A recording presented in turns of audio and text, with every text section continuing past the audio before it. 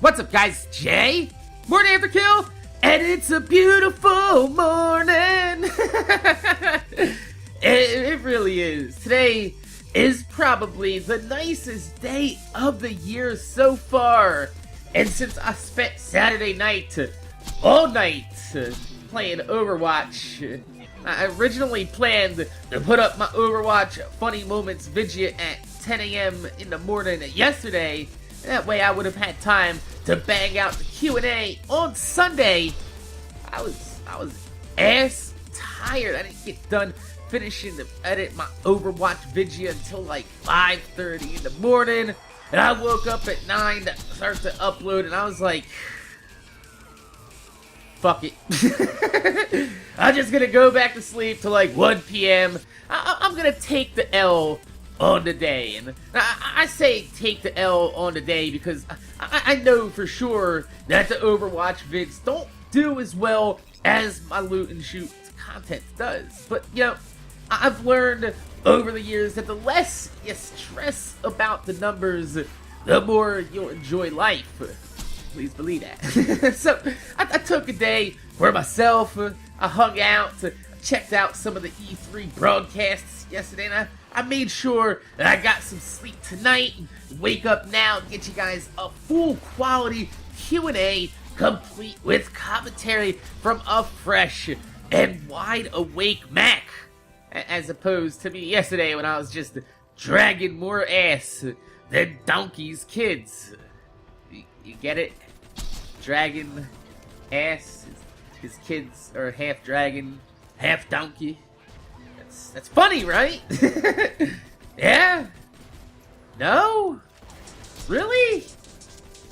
No one? Fuck you, man. That shit was funny. Oh, whatever. Here's how this works, right? In the comment section down below, you leave a question for next week. I might answer it. I might not. If I don't, it doesn't automatically mean that you asked a bad question. It's just that there is better ones. Or it was a bad question. That's still a possibility. So, let's get into the first question from Crossco719, who says, adulthood. Do you have any wisdom to share about transitioning to adult life? Because that transitional period can be a real kick in the ass for some people. Indeed, Cross.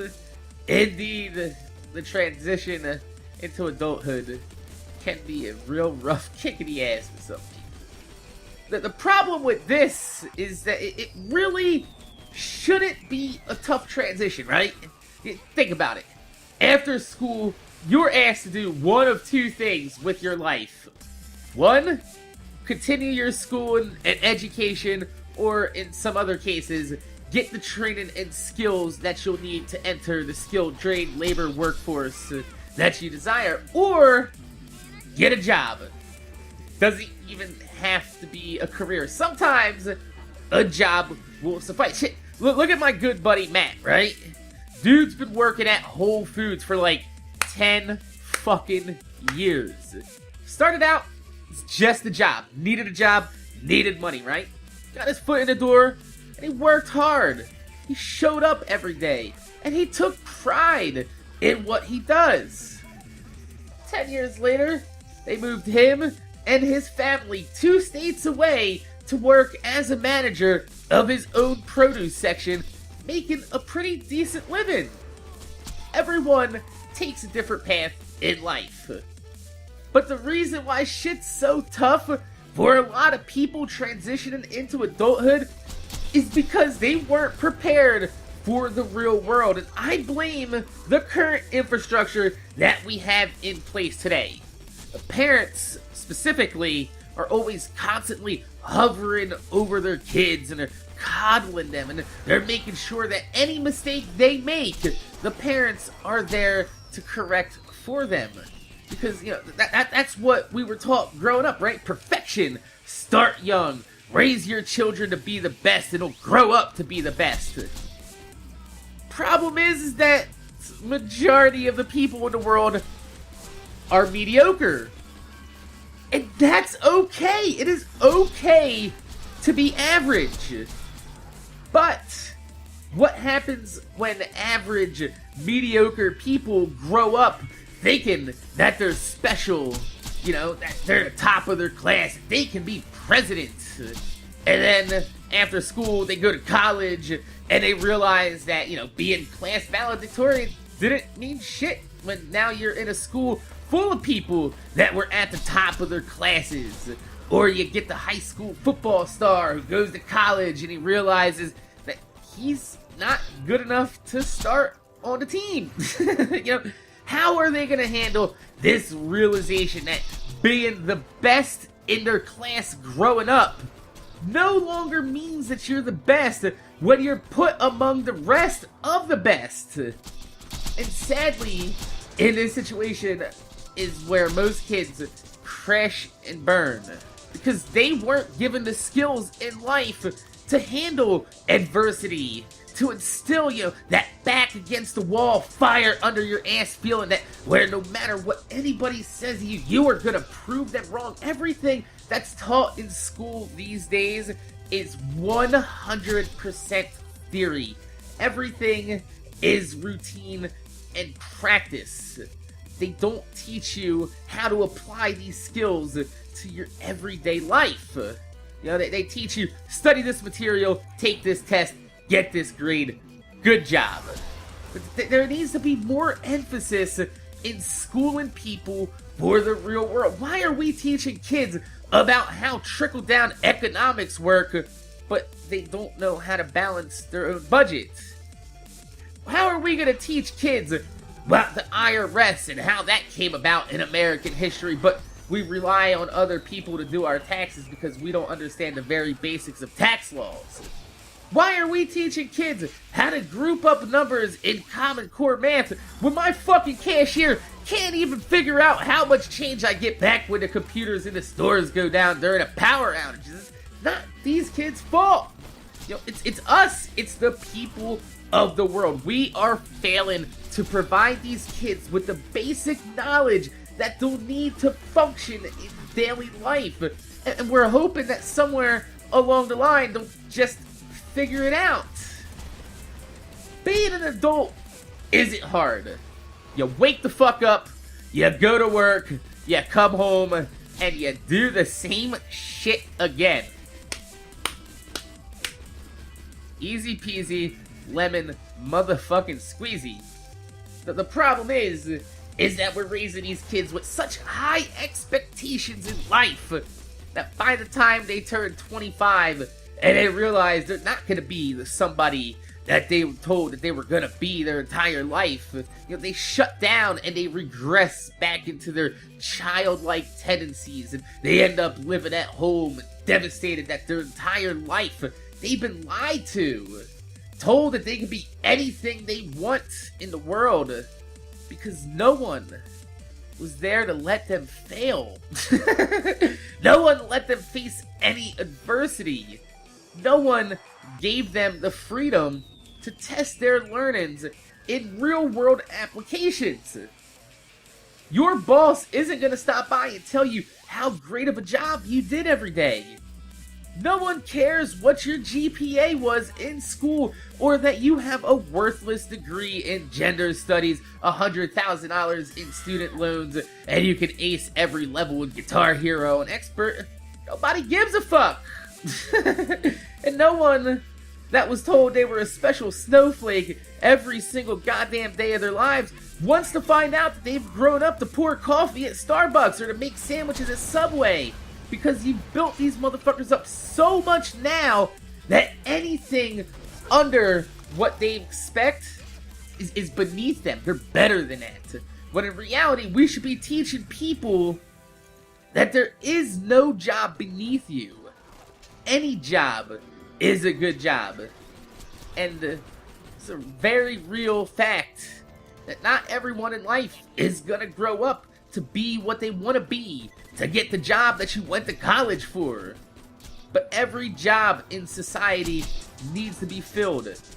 Everyone performs an important role.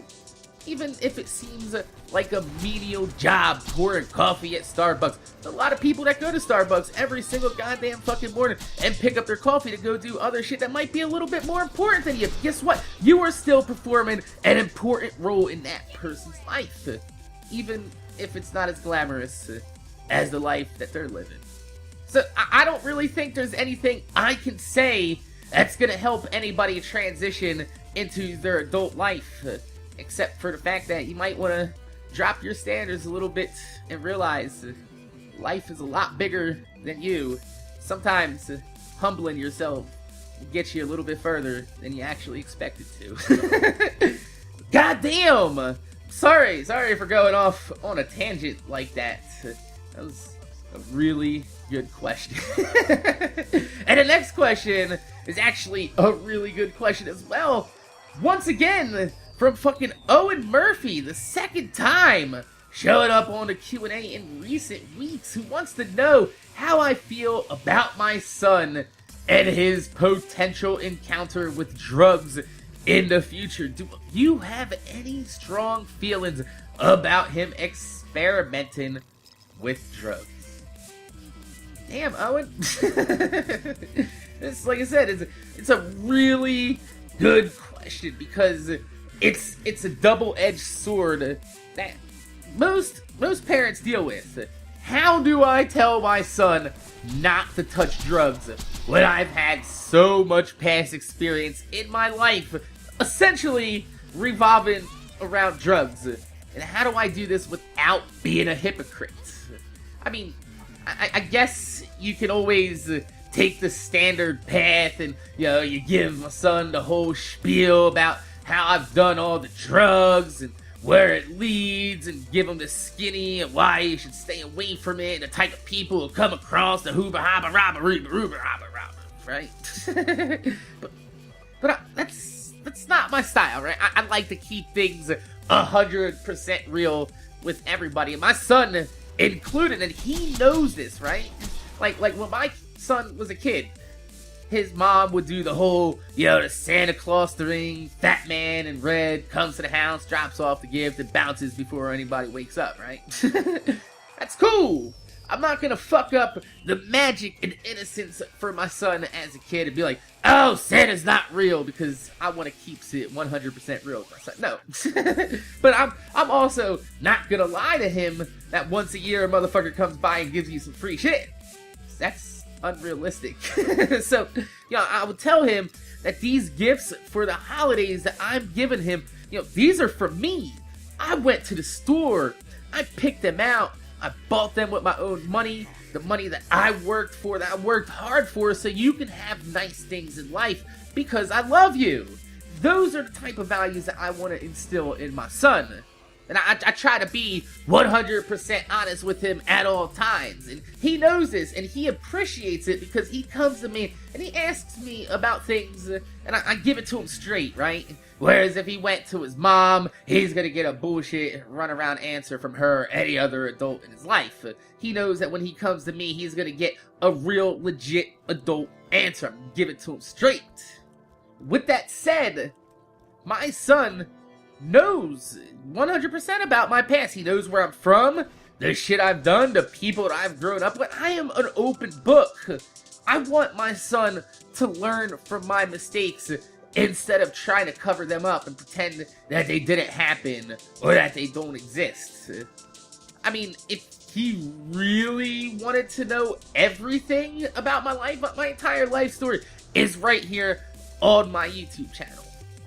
Thankfully, though, my son wants to grow up to play basketball in the NBA. Now, I'm not sure if he's going to make it to NBA or not. But, as a father, I'm doing everything I can to encourage it, right? Especially since it has him on the track to want to exercise regularly, eat right, and the most important part, it gives him a goal to keep him out of trouble and to stop him from making bad decisions in life. And, even though I know that I can't stop him from making those bad choices in life, if I can at least keep him from making those bad decisions so early in his life that it would affect his future, then I feel like I've done my job. Because I can't stop him from going out, partying, and experimenting in life. And to be honest, I don't want to stop him from that, you know, because sitting in a hot tub with some naked bitches coked out of your mind ain't a bad memory to have at all. It's just one that you probably shouldn't have in your memory until later on in life. So, you know, I'm just hoping that being honest with him and not flat out pretending that drugs don't exist or I've never done them at all will make him feel more than comfortable in life to come to talk to me if he has any questions about them. And considering with how open he is to talking to me about sex and some other things in life, I'm fairly certain I've done more than enough to instill the trust and confidence in him to talk to me about drugs, while I can worry about, you know, encouraging him and playing basketball and keeping down the right path. And I tell him, you know, like, oh, well, you want to make that decision. Is that going to affect your future with your basketball? And it gives him, you know, a little bit of cause and effect and responsibility in his life to look at it and be like, you know, maybe I'll wait on the pot. Maybe I'll wait on drinking a beer. Because when we were at the baseball game, I had a beer there. I was like, fuck it, right? I looked at him, I was like, you want to take a sip of my beer? We're at a baseball game, having a good time. He's fucking 13, whatever, right? Do you want a sip of my beer? And he's like, nah, yo, I'm cool on that. And I was like, yeah, I give him the little fucking, put my hand on his head, and I rub my hand through his fucking, you know what I'm talking about, and fucking, you rub your hand through the fucking hair. Good boy. Good kid, man. He's a good kid, and I have a lot of confidence that he'll make the right decisions. And if he doesn't, if he's, you know, curious about it, he'll come and talk to me about it. I've been there, done that. Please believe that. That brings us to our titular question of the week. Finally, right? Like somewhere like 17, 18 minutes somewhere in this video, and finally getting to the titular question. And that question is from Jaden. Hopefully not Jaden Smith, because how can you see your eyes when mirrors aren't real? What the fuck is wrong with Jaden Smith? Who knows? But yes, we have Jaden, who wants to know what I think about the Orlando nightclub shooting. And you know, before we even get into this, can we stop calling this a shooting? Like, when I think of a shooting, when somebody says, oh, there was a shooting, I think, oh, you know, a few people were involved, maybe somebody got injured, an innocent bystander or two, but this, man, what happened the other night was a verifiable, 100% legitimate, bona fide massacre. I don't think there's any other way to describe 50 innocent people being gunned down while drinking and dancing. It's an absolutely cowardly act. Open firing on a crowd of people who are just trying to enjoy the night, to enjoy their life. It's absolutely disgusting. What's equally disgusting, though, is how people are treating our Muslim friends in the world after this attack, right? Just because a religious zealot kills people in the name of their deity doesn't mean the entire sect of religion is to blame. Because if that's what you think, then maybe you should take a look at your religion and how it's had an effect on the world historically. Every religion has blood on their hands in that retrospect. But I get it, right? People want answers. They're looking for someone to blame. You know, they're blaming Muslims, they're blaming guns, even seen some misguided people on Facebook somehow trying to blame Donald Trump for this. Even though I don't really see the correlation between a dude mowing down 50 people with an assault rifle and Donald Trump. Just saying. But people want to point to blame, right? And I agree. Blame needs to be pointed. Blame needs to be pointed somewhere. And it's in my own opinion. Remember, I've said that. Opinion.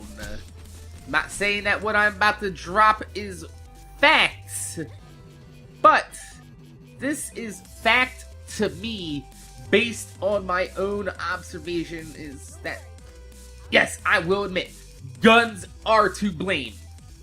If guns never existed, this would never have happened.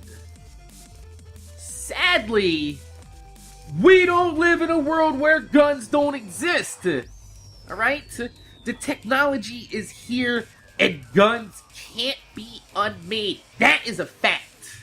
There's no way to get rid of guns because the technology behind making guns are so simple and so easily replicated that you can make your own gun that has no serial number, no way to be traced, with 3D printers. Making stricter gun control laws doesn't work either because criminals don't typically fucking follow the law. Right? Killing 50 people in a nightclub is against the law. Doing it with a gun is against the law. That motherfucker did not follow the law. We can all agree on that. All gun control laws do is they make it harder for law-abiding citizens like myself to protect themselves with a personal firearm. Like, look at the last two incidents just this weekend. You have that girl from The Voice who was gunned down, and you have these people in a nightclub that were slaughtered. All were killed inside of an anti-firearm zone, meaning that all the dude had to do was take out whoever is in charge of security at the door of the nightclub, and now you have a large room fully open of crowded people that are just sitting ducks. They are easy targets because there's only one person at the door with any type of way of protecting anybody in there. Now, if somebody in that nightclub was armed with personal protection, even if it was just a little fucking 22 in the shoe, a little Peggy Sue, baby, it's enough to put a fucking bullet in somebody's face. It's a very likely story that, 50 people didn't have to die. Sure, there might have been some casualties. There might have been a few people, some innocent bystanders, hit by crossfire by people that aren't, I guess, very accurate with firearms. But the people in the club still had a fighting fucking chance if somebody in that club was armed. And over the past 20 years, they've made it almost impossible for citizens to conceal and carry a firearm.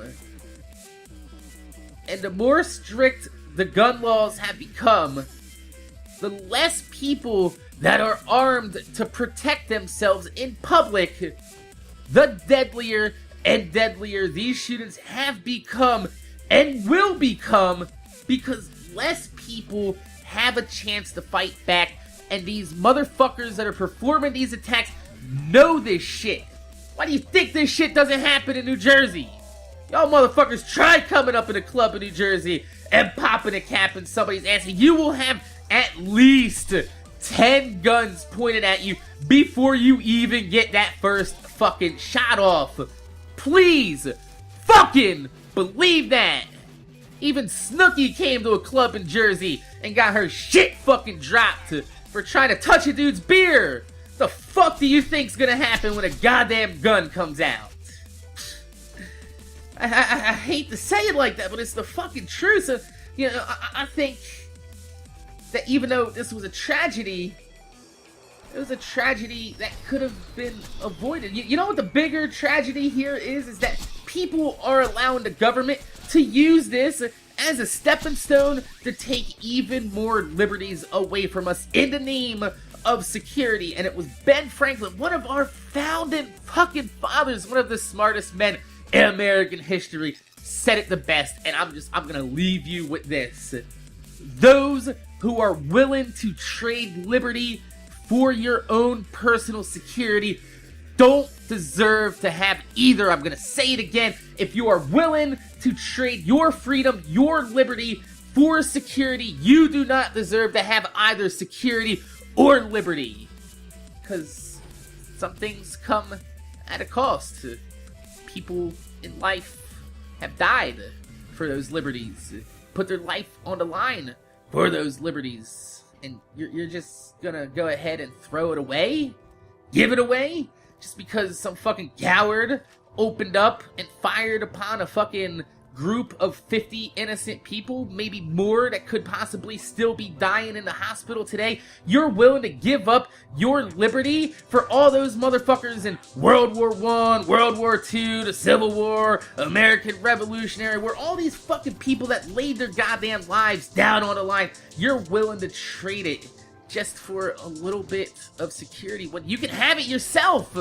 Just let the citizens protect the other citizens.